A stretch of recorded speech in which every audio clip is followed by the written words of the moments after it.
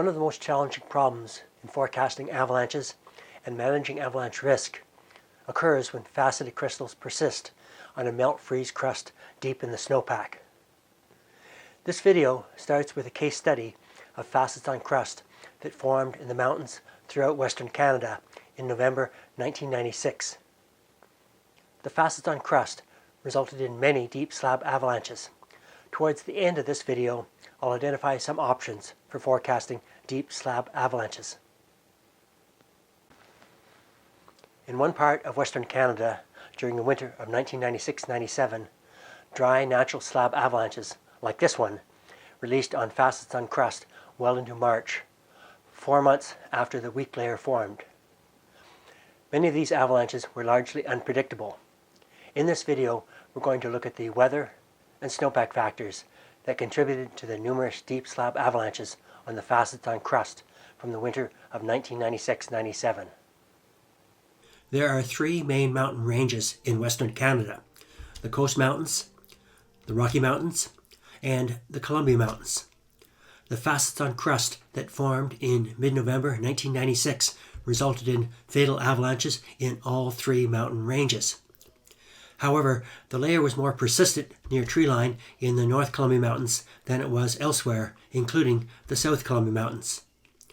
I was working as an avalanche researcher at heli-ski operations in the Bobby Burns and Blue River, BC, so I got to see the different evolution of the facets on crust in the North and South Columbias. In this video, we'll be looking at snowpack data from Mount St. Anne near Blue River and Mount Fidelity at Rogers Pass. I'll be referring to weather data from Mount St. Anne and Fred Lang Ridge in the North Columbias, as well as Galena Pass in the South Columbias. To understand the formation of the facets and crust, let's start with the weather in the Columbia Mountains in November 1996. This graph shows the maximum air temperature at three weather stations.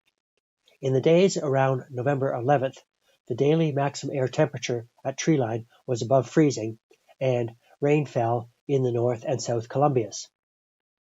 With an Arctic outbreak, the air temperature plummeted around November 14th in the North and South Columbias. These graphs show the precipitation in the North and South Columbias. And here is a key point. While the rain-wetted layer was freezing after the Arctic outbreak, there was less dry snow on the wet layer in the North Columbias than in the South Columbias. Now let's look at how the amount of dry snow on the wet layer affected the formation of facets. Let's look at the simplified snowpack layers that resulted from the weather in the previous slide. I'll start with treeline in the North and South Columbias. In both cases, dry snow from the cold front was sandwiched between cold air at -10 to -20 and the wet layer. In the days while the wet layer was freezing, some part of it remained at about 0 degrees Celsius, which was substantially warmer than the overlying cold dry snow. Because there was less dry snow in the North Columbias than in the South Columbias, we expect a larger temperature gradient in the North Columbias than in the South Columbias. Hence, we expect larger facets to form in the North Columbias than in the South Columbias. This process is sometimes called dry on wet faceting. It is just one of the ways facets can form near crusts. But what about the alpine zone above treeline? Well, in the North Columbias, we expect a thinner rain-wetted layer and more dry snow at higher elevations. This would have resulted in a smaller temperature gradient in the dry snow and hence smaller facets, which is what was observed. So, what happened in the alpine in the South Columbias? The crust was hard to find or absent in most areas, and there was ample dry snow from the cold front, which resulted in a small temperature gradient. The dry snow from the cold front metamorphosed into decomposed particles, then rounded grains. Is climate change affecting the process of facets forming above freezing wet layers? Well, Parks Canada has a remarkable series of snow profiles from the treeline study plot on Mount Fidelity, which date back to the late 1950s. Sacha Belair analyzed the profiles from every November and December. In this graph, there is a blue bar for the years in which a melt-freeze crust was observed in the early winter profiles. you can see an increase in the melt-freeze crusts, especially since about 1995. Of course, a layer of facets does not form above all melt-freeze crusts, but the trend in this graph suggests the facet-on-crust problem could also be becoming more frequent. Let's get back to the winter of 1996-97 in the North Columbias. This graph shows the maximum and minimum air temperatures at treeline in the North Columbias. The daily values are averages from Mount St. Anne and Mount Fidelity. Notice the two Arctic outbreaks, which are quite normal. This graph shows the daily snowfall, HN, which was also in the normal range. In fact, the air temperature and snowfall from December through March were not unusual. It was the weather in November that I showed 3 slides back that was remarkable. This bottom graph shows that natural avalanches on the November facets continued into March. The avalanche activity scale is a tad unusual. Basically, it takes 1 size 3 or 10 size 2 to reach this line and 1 size 4 or 10 size 3s to reach this line. These skinny red bars don't capture the magnitude and unpredictability of the natural avalanches that released 3 and 4 months after the facet layer was buried. This is an example of one of the natural avalanches that occurred near treeline during midwinter in the North Columbias. Imagine going into the field and finding a natural avalanche like this one, wiping out your tracks from the previous day. Such unpredictable avalanches really happened. This graph shows the number of slab avalanches reported in the North Columbias that released on the November 96 facets-on-crust over the winter. It shows avalanches with various triggers, including natural, skier, and explosive. Note that about 180 size D3s, about 60 size D3.5s, and about 15 size D4s were reported on the November facets. The heights of many of the crowns were highly variable. That is, many had areas where the crown was thin. Of course, human-triggered avalanches are often triggered from areas where the slab is thin. However, in this paper, we propose that natural triggers like loading or warming could start weak layer failures at the thin areas, and from there crack could propagate to the areas where the slab was thick. And notice the slope angle? In the foreground of this photo, the slope angle is less than 30 degrees. In this deep slab avalanche, and quite a few others, the slab was so strong that the crown fracture occurred well above the usual start zone where the initial failure would have occurred. Here is the fracture line profile from the avalanche in the previous slide. Note that the slab at the profile site is about 2 meters in height. Now, let's zoom in to the failure layer. There are 2.5 millimeter facets overlying a melt-freeze crust that is between pencil and knife hard. The large hardness difference likely contributed to the avalanche release. In 3 deep tap tests, the character of the fractures in the facets was sudden collapse. This fracture line profile is similar to many others in the North Columbias, except the crust is thinner at this location. Although there were no avalanches reported on the November facets in April 1997, wet slab avalanches released on this layer in May 1997. The photo shows where wet natural avalanches ran on May 11th, south of the Parks Canada compound at Rogers Pass. The right photo, taken after the snow had melted, shows some of the damage to trees from one of the avalanches. Let's get back to the dry avalanches during the winter. This graph shows the daily number of avalanches on the November facets-on-crust in the North Columbias near Blue River, BC. The blue bars are for natural avalanches, and the red bars are for skier-triggered avalanches. Fewer avalanches released on the layer as the winter progressed, and there was only one in March. Most of the skier-triggered avalanches, shown in red, occurred in late November and early December, before the facets were deeply buried. However, a skier-triggered avalanche occurred on January 13th, almost 2 months after the facet layer formed. Here is a photo of the thickest part of the crown of the skier-triggered avalanche on January 13th. The November facets are at the base of the crown fracture. The person is standing on the crust. Of course, skiers cannot start cracks in a weak layer where it is so deep in the snowpack. The next photo shows an area to the left of this one where the snowpack and slab are much thinner. This photo shows the ski tracks approaching the area of thin snowpack where the avalanche was triggered. 2 people died as a result of the avalanche.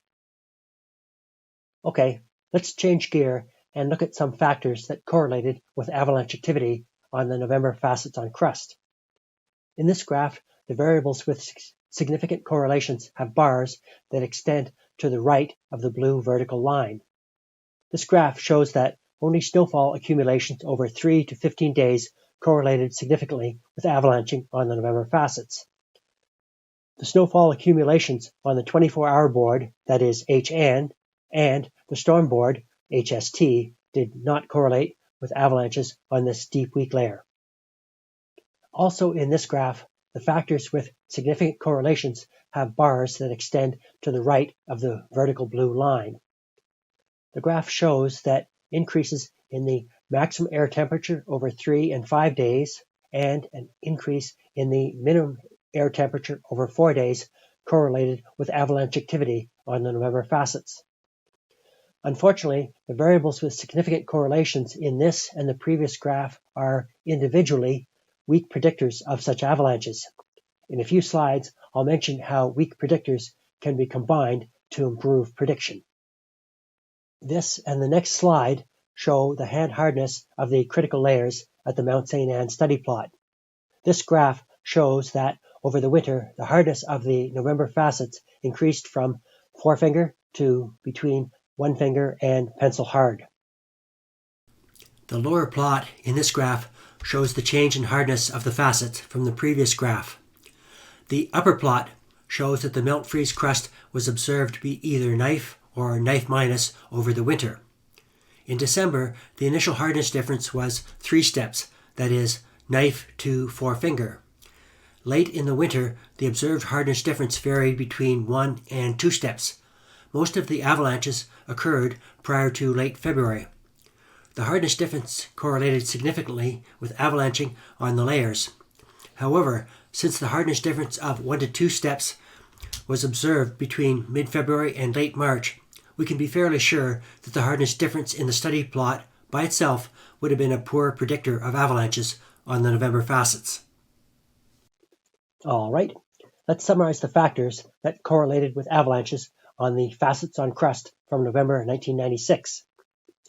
In this case study, we have seen that deep slab avalanches on the layer are more likely when the facets are substantially softer than the crust, avalanches on the facet-crust combination have occurred in the previous 2 to 3 days, there has been substantial loading in the previous 3 or more days, and or there has been substantial warming in the previous 4 to 5 days. Note that there are better correlations with multi-day changes in weather than with shorter-term changes. Individually, these factors are not useful predictors of avalanching. However, Mike Conlon's decision aid on the ASAC website combines these factors and proposes thresholds for each of the factors. It is a simple spreadsheet that only takes a few minutes to run each morning. Its limitations include the high number of false stable days, that is, days when the decision aid indicates deep slab avalanches are likely, but none occur. Nevertheless, Conlon's decision aid is based on a promising combination of factors for deep slab avalanches, which, as we have seen in this video, are very difficult to forecast. Here is a summary of some points from the winter of 1996-97, not all of which have been mentioned in this video. A layer of facets on a crust can release deep, dry slab avalanches up to 4 months after the facets form. The hardness difference between the facets and the crust is a weak but potential forecasting factor. The hardness of the crust and potentially the facets can be detected by probing. Multi-day weather trends appear more useful than weather in the previous 24 hours. While we often think that an avalanche removes the instability on a slope, in this particular winter, many slopes released more than one avalanche on the same November crust, that is, after the slope reloaded. Some slopes released more than 2 avalanches on the November crust. Explosives were useful. Some operations had success with placing explosives in thin areas and also trying new placements. Some operations used a lot of explosives. Profiles and deep tap tests were useful indicators of the propagation potential of deep slabs on the facet crust combination. However, the deep pits were very time-consuming. Where the slab thickness is highly variable, human triggering from thin areas can occur up to 2 months after the facets are buried.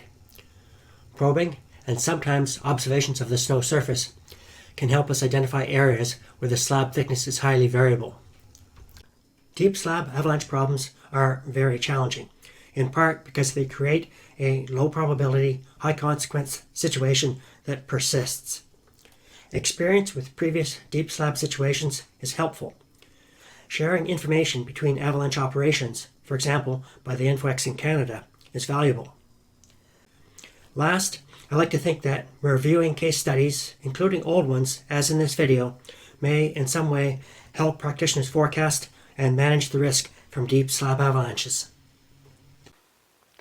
Thanks to the ASARC supporters listed on the ASARC website. A special thanks to Mike Wigley, who hosted the ASARC Avalanche Research Program in Blue River for 25 years. I'm grateful to the ASARC staff, notably Jill Hughes, who made many careful measurements in so many deep pits on and around Mount St. Anne.